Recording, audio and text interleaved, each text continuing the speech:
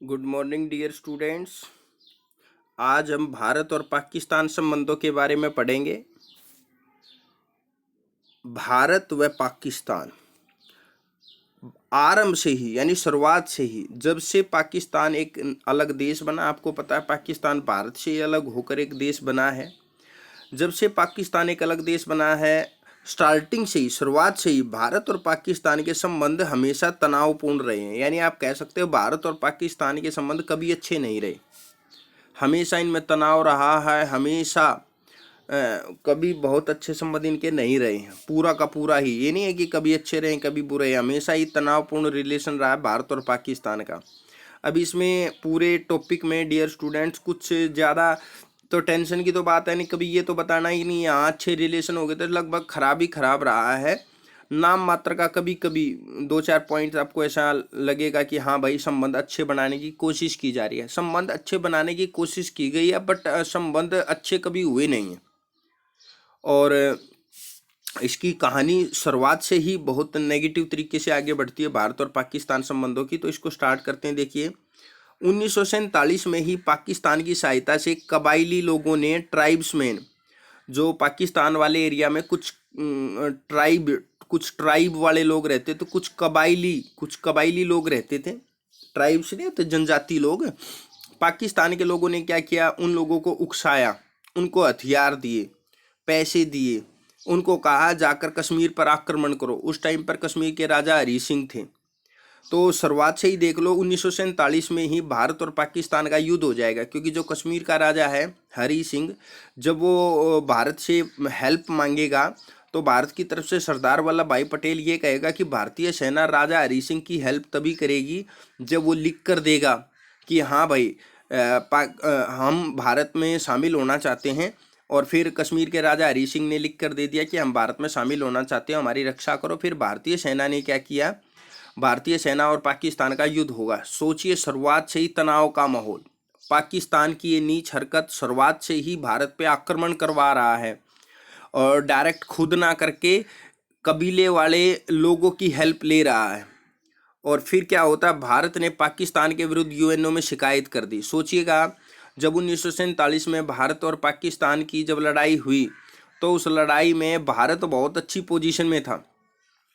जैसे कई बार दो बच्चों का जब झगड़ा हो जाए तो टीचर से शिकायत कौन बच्चा करता है, जो ताकतवर होता है या कमज़ोर होता है।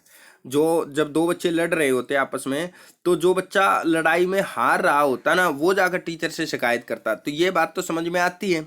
यहाँ पर क्या आ रहा, भारत और पाकिस्तान का 1947 में युद्ध हो गया, और उस युद्ध में भारत जीत रहा है, पाकिस्तान हार रहा है, और भारत ही जाकर यूएनओ में शिकायत कर रहा है।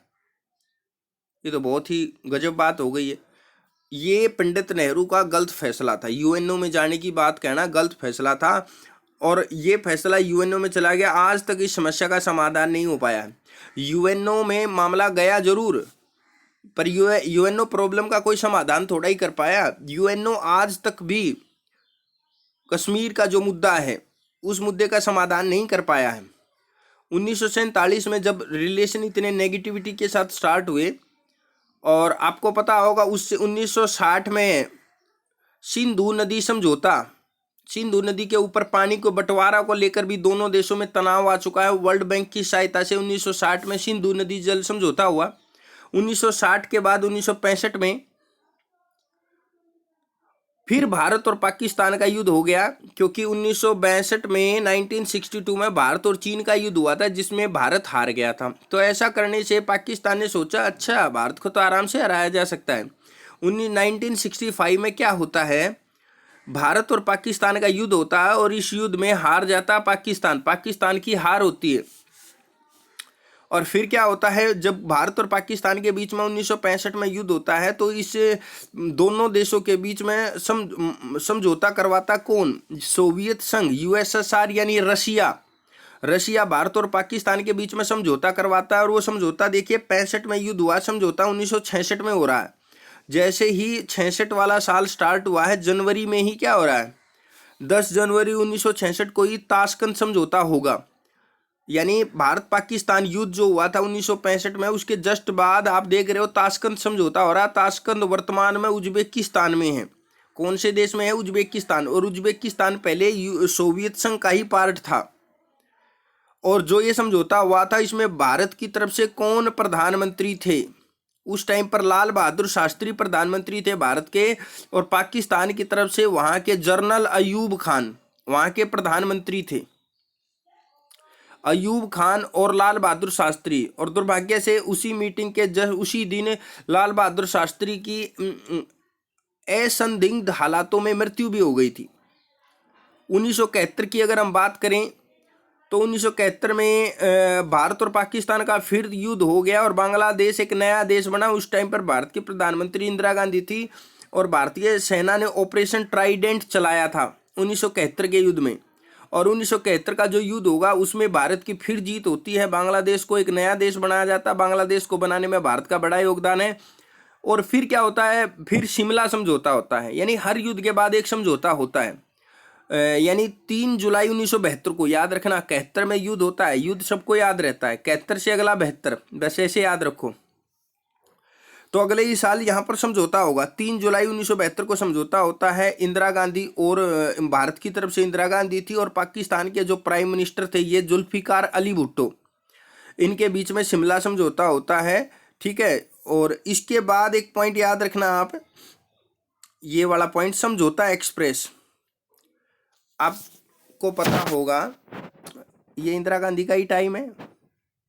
समझौता एक्सप्रेस एक ट्रेन चलाई जाती है लाहौर से अमृतसर, लाहौर से अमृतसर तक एक ट्रेन चलाई जाती है 1976 में, क्योंकि 1975 में आपातकाल लग गया था, 1977 तक चला था। तो 1976 में आपको पता भारत में आपातकाल लगा हुआ था। उन्हीं हालातों में ही देखिए लाहौर से अमृतसर, अमृतसर पंजाब में, तो पंजाब से आप लाहौर तक जा सकते हो।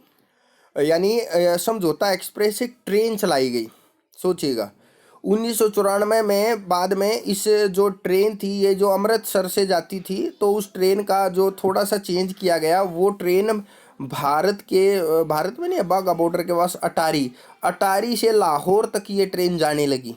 मतलब रूट हल्का सा चेंज हुआ है बस। ठीक है। तो डियर स्टूडेंट, यहाँ तक समझ में आ गया होगा। और एक और पॉइंट याद रखना, 1978 में आपको पता है कि 1977 तक तो आपातकाल रहा था, और 1977 में ही जनता पार्टी की सरकार, मोरारजी देसाई की सरकार आ गई थी। और जब मोरारजी देसाई जी की सरकार आई, उस समय पर भारत के विदेश मंत्री अटल बिहारी वाजपेयी थे। तो अटल बिहारी वाजपेयी ने 1978 में, यानी 77 में तो जनता पार्टी की सरकार बनती है, अगले ही साल पाकिस्तान की यात्रा करी और दोनों देशों में रेलगाड़ियों को आना जाना प्रारंभ करवाया। तो दोबारा से रेलगाड़ियों को आना जाना प्रारंभ कहाँ करवा दिया?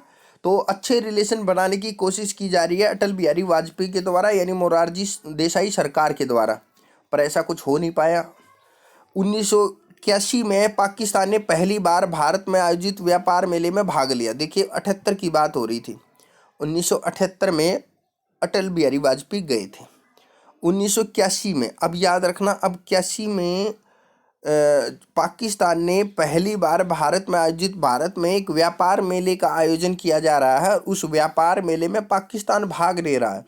तो कहीं ना कहीं एक जरा सा एक पॉइंट लग रहा है कि हाँ भाई, रिलेशन सही होने की तरफ जा रहे हैं, क्योंकि जब यार भारत में आयोजित हो रहा है व्यापार मेला और उस व्यापार मेले में पाकिस्तान भाग ले रहा है, तो कुछ पॉजिटिव अंश यहाँ दिखाई देता। बट 1984 की अगर हम बात करें, 1984 में राजीव गांधी प्रधानमंत्री बने थे, क्योंकि इंदिरा गांधी की तो क्या हो गई थी, ये जो व्यापार मेले का आयोजन किया गया था इंदिरा गांधी के टाइम पर किया गया था। 1984 में आपको पता है इंदिरा गांधी की हत्या कर दी जाएगी उसी के बॉडीगार्डों द्वारा। 1984 में राजीव गांधी हमारे प्रधानमंत्री बनते और पाकिस्तान से अच्छे रिलेशन बनाने की कोशिश करते, बट नाकाम रहते, क्योंकि पाकिस्तान की हरकतें आपको पता है। 1993 में मुंबई में विस्फोट कर दिया, यानी आतंकवादी हमला होता 1993 में, और इसमें पाकिस्तान का हाथ था।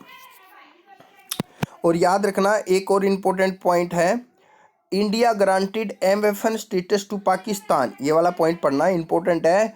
इन 1996 यानी 1996 में भारत ने पाकिस्तान को MFN का दर्जा दिया। MFN का मतलब होता है मोस्ट फेवर्ड नेशन, यानी हमने पाकिस्तान को हेल्प पहुंचाने के लिए उसको अपने सबसे फेवर्ड नेशन, अच्छे राष्ट्रों की लिस्ट में घोषित किया, मतलब ताकि भारत और पाकिस्तान के बीच में व्यापार में कोई रुकावट ना आए। और ये काम WTO वर्ल्ड ट्रेड ऑर्गेनाइजेशन के बनने के जस्ट 1 साल बाद, क्योंकि 1995 में क्या बनता, वर्ल्ड ट्रेड ऑर्गेनाइजेशन बनता है, और 1996 में ही पाकिस्तान को MFN का दर्जा दे दिया गया। और याद रखना, पाकिस्तान अभी तक भी, कितने साल पुरानी बात है, 1996 और 95 की बात चल रही थी, तो पाकिस्तान आज तक भी भारत को MFN का दर्जा नहीं दे पाया है, ठीक है ना। और एक पॉइंट याद रखना, फिर 1999 में आपको पता है अटल बिहारी वाजपेयी भारत के प्रधानमंत्री बनते हैं और दिल्ली लाहौर बस सेवा शुरू कर दी जाती है। दिल्ली लाहौर, और एक डियर स्टूडेंट याद रखना, बस सेवा शुरू की जा रही है। और पहले जो मैंने बताया था ना यहाँ पर समझौता एक्सप्रेस, जो इंदिरा गांधी के टाइम पर जो स्टार्ट हुई थी, वो समझौता एक्सप्रेस ट्रेन थी, यानी इंदिरा गांधी ने ट्रेन शुरू करी थी। और अब यहाँ पर आप देख रहे हो अटल बिहारी वाजपेयी ने ट्रेन स्टार्ट नहीं किया भारत और पाकिस्तान के बीच में, इन्होंने दिल्ली लाहौर बस सेवा, यानी एक बस जाएगी दिल्ली से भर के लाहौर तक, लाहौर से आएगी दिल्ली तक, ठीक है ना, 1999 में, ताकि भारत के और पाकिस्तान के रिलेशन अच्छे बन सके, वहाँ के यहाँ पे आदमी आराम से आ जा सकें। परंतु देखिए यहाँ पर एक बड़ी गड़बड़ ये होती है, एक तरफ से फरवरी 1999 में देखो कितनी अच्छी कोशिश की जा रही है, और अगली ही बार, क्योंकि पाकिस्तान में क्या होता है, वहाँ पे सेना का और आतंकवादियों का रोल बहुत ज़्यादा है। एक तरफ वहाँ पर आतंकवादी है, उनकी चलती है, एक तरफ सेना है, उनकी चलती है, एक तरफ सरकार है, कुछ उसकी चलती है, तो किसी वहाँ पर पावर सबकी एक हाथ में है ही नहीं। तो एक पॉइंट याद रखना, फिर कारगिल वॉर हो जाता है, सियाचिन ग्लेशियर पर कब्जा करने की कोशिश करते हैं पाकिस्तान वाले, और वहीं पर कारगिल युद्ध होता है और भारतीय सेना द्वारा ऑपरेशन विजय चला जाता है। इंटरेस्टिंग बात यह है कि दिल्ली लाहौर बस सेवा चलाई जाती है। सोचिए अटल बिहारी वाजपेयी को कितनी उम्मीद होगी पाकिस्तान से, पर उम्मीदों पर पानी फेर दिया पाकिस्तान ने, अटैक कर दिया सियाचिन ग्लेशियर पर, कारगिल वॉर होती है, और कारगिल वॉर के लिए ऑपरेशन विजय चलाना पड़ता है भारतीय सेना को, और भारत की जीत होती है, ठीक है। तो 1999 में भी युद्ध हुआ है और उस युद्ध में भारत जीत गया है। और देखिए अभी 1999 ही की बात थी, परंतु पाकिस्तान अपनी हरकतों से बाज नहीं आया। 1999 की बात थी, 2001 में संसद पे हमला कर दिया, और इसमें आपको पता होगा, यहाँ पे आप पढ़ें यहीं से, तो सुबह 11 बजे संसद पे हमला कर दिया गया, और पाकिस्तान का आतंकवादी संगठन है लश्कर तैयबा, जैश ए मोहम्मद, ये पाकिस्तान के 2 आतंकवादी संगठन है, इन्होंने कहा कि भैया हमला हमने करवाया है। और इस हमले में जम्मू कश्मीर के कश्मीरी सेपरेटिस्ट, जो कहता था कि यार कश्मीर को अलग देश बनाओ या ऐसे, जो अफजल गुरु जम्मू कश्मीर का, भारत का ही एक आदमी है अफजल गुरु, उसका भी इसमें लिंक पाया गया, किसमें, संसद पे हमला करवाने में अफजल गुरु का भी हाथ था। और बाद में अफजल गुरु को 2013 में इसको फांसी दे दी गई। सोचिए 2001 का मामला, 13 में उसको फांसी दे दी गई तिहाड़ जेल में दिल्ली में, ठीक है ना। और अब देखिए 2001 में आ गया, कितना बड़ा मामला कर दिया। अब आगे देखेंगे, बहुत इंटरेस्टिंग, 2008 में मुंबई के ताज होटल में अटैक कर दिया। ये सारे याद रखना, देश की आर्थिक राजधानी, आपको पता मुंबई को भारत की आर्थिक राजधानी कहा जाता है, 2008 में, ठीक है ना, 2008 में मुंबई के ताज होटल पे अटैक कर दिया।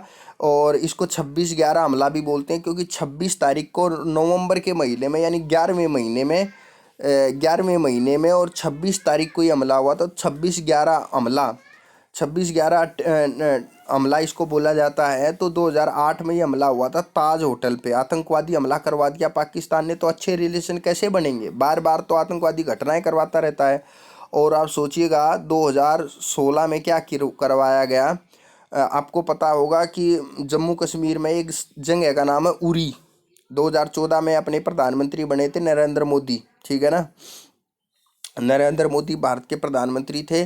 2014 में सीना चौड़ा करके कह रहे थे कि विदेशी सरकारों को हम करारा जवाब देंगे, ये करेंगे, सेना के नाम पर, मुद्दों के नाम पर, राष्ट्रवाद के नाम पर। 2014 में प्रधानमंत्री बनते नरेंद्र मोदी, और 2016 में ही उरी नामक स्थान पर जम्मू कश्मीर में, क्योंकि उरी में भारतीय सेना का मुख्यालय था, वहाँ पर आतंकवादी हमला कर दिया पाकिस्तान ने, और वहाँ पर भारत के 18 जवान मर गए। फिर जस्ट आप सोचिएगा 18 सितंबर 2016 की बात थी। 28 सितंबर 2016 में क्या करवाया गया, सर्जिकल स्ट्राइक करवाया गया। और जब ये सर्जिकल स्ट्राइक होता है तो फिर 10 दिन के अंदर ही बदला ले लिया जाता है। उरी हमले का बदला लिया जाता है। 10 दिन के अंदर ही मोदी सरकार यानी भारतीय सेना सर्जिकल स्ट्राइक करवा देती है और बदला लिया जाता है, ठीक है ना। और जम्मू कश्मीर का पुलवामा ज़िले में, और फिर होता क्या, सर्जिकल स्ट्राइक इतना होने से भी पाकिस्तान बाज नहीं आया। जम्मू कश्मीर के पुलवामा ज़िला है एक यहाँ पर, वहाँ पर सीआरपीएफ की गाड़ी थी, उसमें 44 जवान थे, उस पर आतंकवादी हमला करवा दिया गया, पुलवामा हमला करवा दिया गया 2019 में। और सोचने वाली बात मैं आपको बताऊं, 2019 में ही नरेंद्र मोदी दोबारा प्रधानमंत्री बनते हैं। कई लोगों ने तो ये तक आरोप लगाया कि नरेंद्र मोदी सरकार पे उन्होंने ये खुद हमला करवाया है पुलवामा पे, ठीक है ना। और फिर जिम्मेवारी जैश ए मोहम्मद संगठन ने ले ली दोबारा से कि हाँ भाई यह हमला हमने ही करवाया है। और फिर कुल मिलाकर आप देखेंगे 2016 की बात कर लो, 2019 की बात कर लो, बार बार आतंकवादी हमले करवाए जा रहे। 2016 में उरी में आतंकवादी हमला, 2019 में आप देख रहे हो पुलवामा में आतंकवादी हमला, सीआरपीएफ के भारत के 44 जवान शहीद हो गए। तो कैसे भारत और पाकिस्तान के बीच में अच्छे रिलेशन बन सकते हैं। और सबसे बड़ी बात क्या है कि मोदी सरकार ने जम्मू कश्मीर पुनर्गठन विधेयक 2019 लेकर आए, और जिसके बाद उन्होंने जम्मू कश्मीर को जो अलग स्टेटस मिला हुआ था आर्टिकल 370 और आर्टिकल 35A के तहत जो जम्मू कश्मीर को विशेष राज्य का दर्जा मिला हुआ था, वो मोदी सरकार ने समाप्त कर दिया। कौन से कानून के द्वारा, जम्मू कश्मीर पुनर्गठन विधेयक 2019 के द्वारा, और 2 केंद्र शासित प्रदेशों में जम्मू कश्मीर को बांट दिया। जम्मू कश्मीर एक केंद्र शासित प्रदेश बन गया और लद्दाख दूसरा केंद्र शासित प्रदेश बन गया। पाकिस्तान को ये बात ठीक नहीं लगी तो पाकिस्तान ने यूएनओ में शिकायत दर्ज करवाई, परंतु अच्छा सपोर्ट पाकिस्तान को नहीं मिल पाया। परंतु इससे एक क्या हुआ, भारत और पाकिस्तान के बीच में तनाव बढ़ा है और ये तनाव अभी भी जारी है। तो तनावपूर्ण रिलेशन की कहानी यहीं ख़त्म होती है। भारत और पाकिस्तान रिलेशन की कहानी यानी यहीं पर ख़त्म होती है। तो नेक्स्ट टॉपिक में हम नेक्स्ट वीडियो में देखेंगे। Thank you.